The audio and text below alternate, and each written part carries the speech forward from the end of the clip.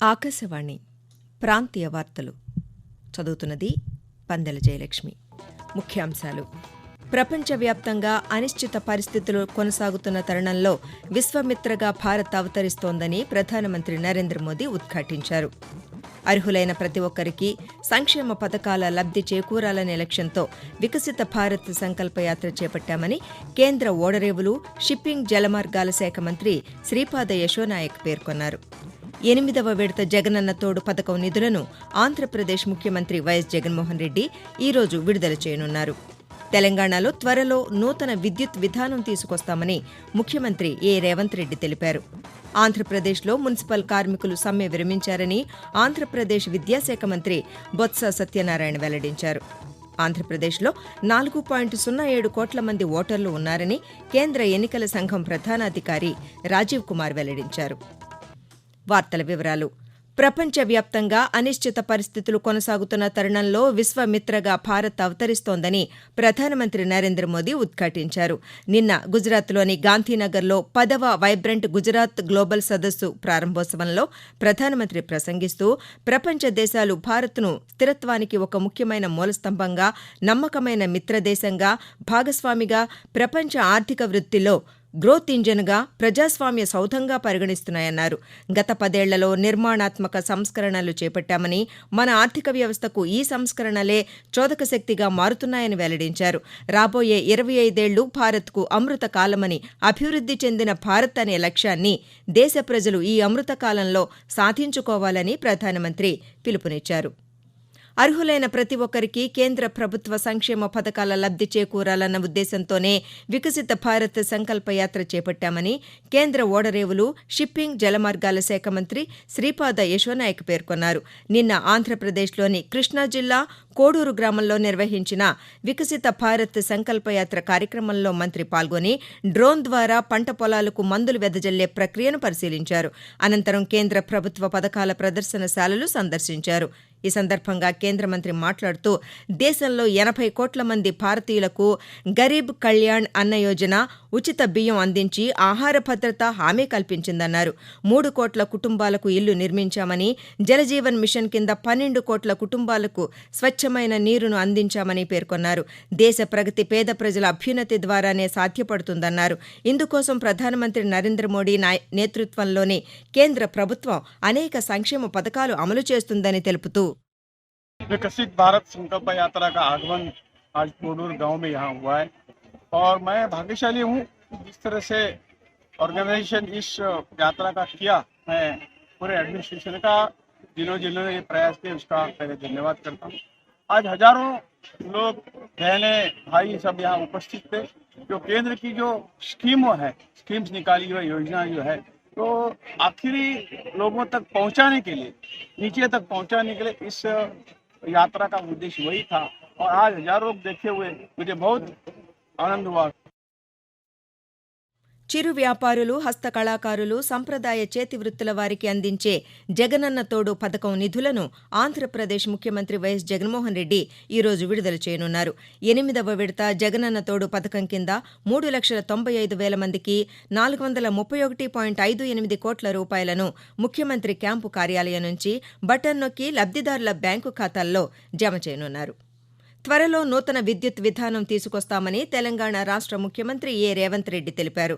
నిన్న సచివాలయంలో ఆ శాఖపై నిర్వహించిన సమీక్షా సమావేశం నిర్వహించారు. ఈ సందర్భంగా ముఖ్యమంత్రి మాట్లాడుతూ అసెంబ్లీలో చర్చించి సమగ్ర పాలసీ రూపొందించనున్నట్లు చెప్పారు. 6 గ్యారంటీల్లో భాగంగా 200 యూనిట్ల ఉచిత విద్యుత్ పంపిణీకి ప్రణాళికలు సిద్ధం చేయాలని అధికారులను ఆదేశించారు. విద్యుత్ దుర్వినియోగం అరికట్టాలని, నిరంతర సరఫరాకు పటిష్ట చర్యలు తీసుకోవాలన్నారు. ఇతర రాష్ట్రాల విద్యుత్ విధానాలపై అధ్యయనం చేయాలని అధికారులను ఆదేశించారు. కార్మిక సంఘాలతో మంత్రివర్గ ఉపసంఘం జరిపిన చర్చలు సఫలమయ్యాయని, ఆంధ్రప్రదేశ్లో మున్సిపల్ కార్మికులు సమ్మె విరమించారని రాష్ట్ర విద్యాశాఖ మంత్రి బొత్స సత్యనారాయణ స్పష్టం చేశారు.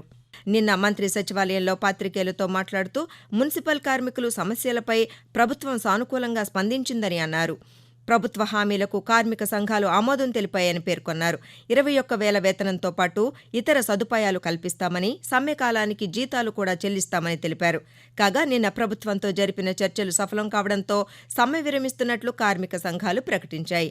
దీంతో ఈ రోజు నుంచి మున్సిపల్ కార్మికులు యథావిధిగా తమ విధులకు హాజరవుతున్నట్లు కార్మిక సంఘాల నాయకులు తెలిపారు. ఆకాశవాణి ప్రాంతీయ వార్తలు వింటున్నారు. Telangana public service commission TSPSC chairman సభ్యుల రాజీనామాలకు తెలంగాణ గవర్నర్ తమిళిసై సౌందరరాజన్ ఆమోదం తెలిపారు. రాజీనామాల ఆమోదానికి తమకు ఎటువంటి అభ్యంతరం లేదని ప్రభుత్వం తెలపడంతో న్యాయ సలహాలు తీసుకున్న అనంతరం ఇవాళ గవర్నర్ నిర్ణయం తీసుకున్నారని రాజ్భవన్ అధికారులు తెలిపారు. గత చైర్మన్ బోర్డు హయాంలో జరిగిన పేపర్ లీకేజ్, ఇతర అవకతవకలపై సమగ్ర విచారణ కొనసాగించాలని ప్రభుత్వానికి గవర్నర్ సూచించారు. బాధ్యులపై కఠిన చర్యలు తీసుకోవాలని స్పష్టం చేశారు. కాగా సభ్యుల రాజీనామాల ఆమోదంతో త్వరలో కొత్త కమిషన్ను ప్రభుత్వం ఏర్పాటు చేయనుంది. ఆంధ్రప్రదేశ్లో 4.07 కోట్ల మంది ఓటర్లు ఉన్నారని కేంద్ర ఎన్నికల సంఘం ప్రధానాధికారి రాజీవ్ కుమార్ వెల్లడించారు. విజయవాడలో నిన్న నిర్వహించిన పాతికేయుల సమావేశంలో మాట్లాడుతూ ఎన్నికల్లో పెద్ద ఎత్తున పాల్గొనాలని ఓటర్లకు విజ్ఞప్తి చేశారు. 4.07 కోట్ల మంది ఓటర్లలో మహిళలు 2.07 కోట్లు, పురుషులు 1.99 కోట్ల మంది ఉన్నారని, మహిళా ఓటర్లు ఎక్కువగా ఉండటం శుభపరిణామమని అన్నారు. ఇంటి వద్ద నుంచి ఓటు వేసేందుకు 5.8 లక్షల మందికి అవకాశముందని, తొలిసారి ఓటు హక్కు వినియోగించుకునే వారి సంఖ్య 7.88 లక్షలని పేర్కొన్నారు. ఈ నెల 22న ఓటర్ల తుది జాబితా విడుదల చేస్తామని తెలిపారు. అంతర్జాతీయ పెట్టుబడులకు హైదరాబాద్ అనుకూలమని, పారిశ్రామిక రంగానికి తెలంగాణ ప్రభుత్వం ఎంతో ప్రోత్సాహం అందిస్తోందని రాష్ట్ర ఐటీ శాఖ మంత్రి డి. శ్రీధర్ బాబు తెలిపారు. తుక్కుగూడలోని అదానీ ఏరోస్పేస్లో దృష్టి 10 యుఏవీని నౌకాదళ చీఫ్ హరికుమార్తో కలిసి మంత్రి ప్రారంభించారు. అనంతరం ఆయన మాట్లాడుతూ స్వదేశీ పరిజ్ఞానంతో రూపొందించిన దృష్టి 10 యుఏవీ ఆవిష్కరించడం హర్షణీయమన్నారు. దశాబ్దాల క్రితమే హైదరాబాద్లో డీఆర్డీఓ, ఆర్సీఐ వంటి ప్రభుత్వ రక్షణ రంగ సంస్థలు ఏర్పాటయ్యాయని తెలిపారు. దీనివల్ల ఇప్పుడు హైదరాబాద్లో రక్షణ రంగానికి చెందిన ప్రైవేట్ సంస్థలు పెట్టుబడులు పెట్టేందుకు ముందుకు వస్తున్నాయని పేర్కొన్నారు. భారతదేశ మాజీ ప్రధానమంత్రి, భారతరత్న లాల్ బహదూర్ శాస్త్రి వర్ధంతి ఈరోజు. 1904 అక్టోబర్ 2వ తేదీన ఉత్తరప్రదేశ్లోని మొఘల్ సరాయ్లో జన్మించిన ఆయన భారత స్వాతంత్ర్యోద్యమంలో కీలక పాత్ర పోషించారు. కేంద్ర హోంశాఖ, రైల్వే శాఖ మంత్రిగాను, దేశానికి 2వ ప్రధానమంత్రిగాను సేవలందించారు. ఆయన ఇచ్చిన జై జవాన్ జై కిసాన్ నినాదం ఎంతో ప్రాచుర్యం పొందింది. ఆహారం కొరత, నిరుద్యోగం, పేదరికం వంటి సమస్యలకు తనదైన శైలిలో పరిష్కారం చూపడంతో పాటు హరిత విప్లవానికి నాంది పలికారు. జాతీయ డైరీ అభివృద్ధి బోర్డు ఏర్పడడంలో కీలక పాత్ర పోషించిన లాల్ బహదూర్ శాస్త్రి 1966 జనవరి 11వ తేదీన కన్నుమూశారు. జనవరి 13వ తేదీ నుంచి 15వ తేదీ వరకు సికింద్రాబాద్లో అంతర్జాతీయ పతంగుల పండుగను నిర్వహించనున్నట్లు తెలంగాణ పర్యాటక శాఖ మంత్రి జూపల్లి కృష్ణారావు వెల్లడించారు.